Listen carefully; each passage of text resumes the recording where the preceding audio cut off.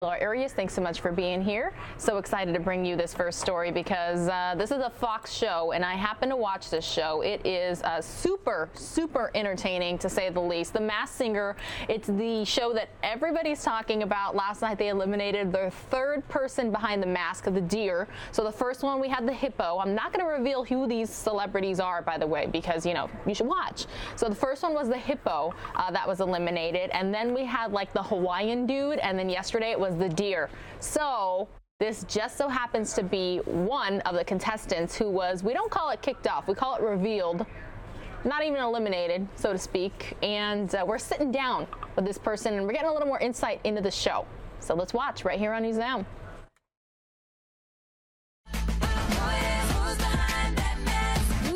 The Masked Singers is causing millions of fans to make Fox's freshman singing competition a breakout hit. Who is it? Funny man Tommy Chong was the second to be revealed. Usually they pick Cheech, because Cheech has been on a few singing shows. But this time they picked me, and I said, whoa, okay. But my problem is learning lyrics, because I have a hard time retaining stuff, But it was my bucket list, and I loved it. The singers are disguised from the minute they get into the car. They pick you up in an undisclosed location. Then you got to be covered up inside the van, And then I had a T-shirt that says "Don't talk to me." I still got that T-shirt, and then they kind of smuggle you everywhere. Aloha, dude. Tommy got a peek at the contestant list. You'll die when you find out. They're so big. It's crazy. I couldn't believe it. When I saw the list, I said, oh my God. And they swear you to secrecy. Like if I were to say anything, they could hold my check. So what's next for one half of the legendary comedy duo Cheech and Chong? How about hosting the Oscars? We're going to save the Oscars this year, and that we will be the host. Wouldn't we be the most perfect host for the Oscars? I mean, we're perfect. We're diversified, we're intelligent, we're of the moment, and pot's legal. So come on. Ashley Dvorkin, Fox News. Ashley Dvorkin, always breaking down the Masked Singer. We play her stories, her packages, we call them, on AZAM as well. So I was so excited, so happy to bring that to you all. Feel free to, if you can't find a masked emoji, hands up emoji if you watch the show. It airs Wednesday night. If you're here in Arizona, 8 p.m. right on Fox 10. So it's a Fox show. We got to talk about it, right? It's a huge hit, huge success. A lot of people are tuning in, and it's pretty difficult nowadays to get people to tune into TV at a specific time. So big props there. All right, we're going to head to California now, where a former NFL star is accused of multiple rapes. We're going to find out who he is and what happened when he appeared in a San Diego County courtroom yesterday. It's been 9 months since the arrests and court dates, the detentions and witness testimony, evidently taking a physical and emotional toll on the high-profile defendant.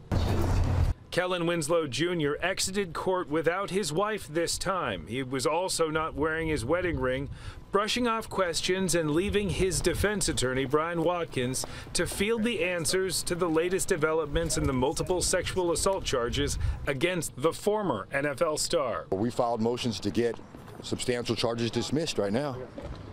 That'll be the next court date. And do you feel with the preliminary hearings, the way that it worked out, do you think that there are things that are changing that are really being altered in this process? There's huge issues in this case, that we're going to be litigating. Prosecutors have alleged that Kellen Winslow Jr. on at least 2 separate occasions picked up transient women in their 50s near his home in Encinitas, took them for a ride, then sexually assaulted them. The former Browns tight end has also been charged with sexually assaulting a 17-year-old in 2003 when he was at the University of Miami. Now 35 years old, Winslow has told reporters that he is an innocent man and that these allegations are, quote, a money grab. Authorities have been monitoring Winslow's whereabouts using a GPS tracking device because of their concern of his other arrests in a mobile home park where Winslow was detained for breaking into homes and prowling. A trial date has finally been set for March 19th. Winslow Jr. is out on $2 million bail, and if he is convicted on all counts, he's facing multiple life sentences. From the Vista Courthouse, Jamie Chambers, Fox 5 News. All right, Jamie, thanks so much for that report there in California. We're going to go back out to Dallas now. I know for sure how many of you were watching this morning with Mike Pace when he took you out to Dallas for that police chase, he and Ron Hoon, that is. They had it live right at the beginning of News Now on Fox 10 Extra, which, by the way, if you are here in the great state of Arizona that many of us call home, that's Channel 45, Cable 9, and it's Monday through Friday from 10 a.m. to noon. So please join us there. By the way, for the News Nowers out there, you can watch all of our television news broadcasts on the Fox 10 Phoenix website. All you have to do is go to fox10phoenix.com/live, but we'd like you to have both tabs open, two tabs, the News Now stream tab right here on YouTube and the fox10phoenix.com tab. That way you can chat with everybody while you're watching our TV news broadcast. So again, taking you back out to Dallas where airport workers just say this shutdown, it needs to end. So let's hear why they say so. What do we want? Hey! When do we want it? Now! As the partial government shutdown goes into week 4, the stress and strain among workers is beginning to show in an industry that prides itself on safety and security. Well, I know that a lot of our passengers are very upset. Flight attendants and others not directly affected by the shutdown are already starting to feel a change in the air.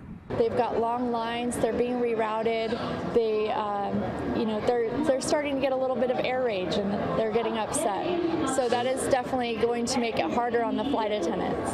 Union members of flight attendants and pilots have come together in solidarity with the American Federation of Government Employees, the largest union representing federal workers impacted by the shutdown. Well, number one, the reason we're out here is because this is part of our crew.